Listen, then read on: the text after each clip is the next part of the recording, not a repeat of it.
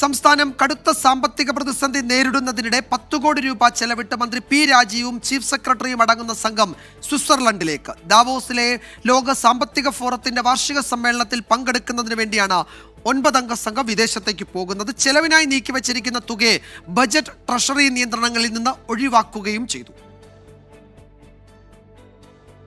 ക്ഷേമാനുകൂല്യങ്ങൾക്കും നിത്യനിദാന ചെലവുകൾക്കും പണമില്ലാതെ പ്രയാസം നേരിടുന്ന ഘട്ടത്തിലാണ് വ്യവസായ മന്ത്രി P Rajeev, chief secretary Sharada Muraleedharan എന്നിവരടക്കം 9 അംഗ സംഘം സ്വിറ്റ്സർലൻഡിലേക്ക് പോകുന്നത്. വകുപ്പുകളുടെ ബജറ്റ് വിഹിതം പകുതിയായി വെട്ടിക്കുറയ്ക്കാനും ചെലവ് ചുരുക്കാനും ധനവകുപ്പ് നിർദ്ദേശിച്ചിട്ടുണ്ടെങ്കിലും സ്വിസ് യാത്രയ്ക്ക് ഇതൊന്നും ബാധകമല്ല. ഈ മാസം 20 മുതൽ 25 വരെ ദാവോസിൽ നടക്കുന്ന ലോക സാമ്പത്തിക ഫോറത്തിൻ്റെ 55ാം വാർഷിക സമ്മേളനത്തിൽ സംബന്ധിക്കുന്നതിനാണ് വിദേശയാത്ര.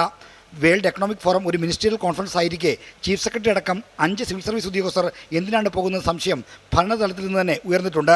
മന്ത്രി പി രാജീവിൻ്റെ പ്രൈവറ്റ് സെക്രട്ടറിയും യാത്രാ സംഘത്തിലുണ്ട്.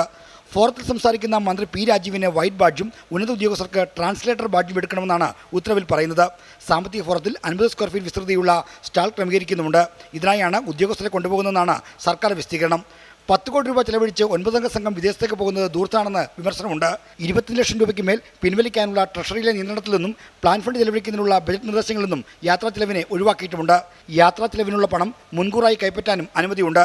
വിമാന ടിക്കറ്റ്, താമസം, ഭക്ഷണം തുടങ്ങിയ ചെലവുകൾക്കാണ് 10 കോടി രൂപ അനുവദിച്ചിരിക്കുന്നത്. 24 തിരുവനന്തപുരം.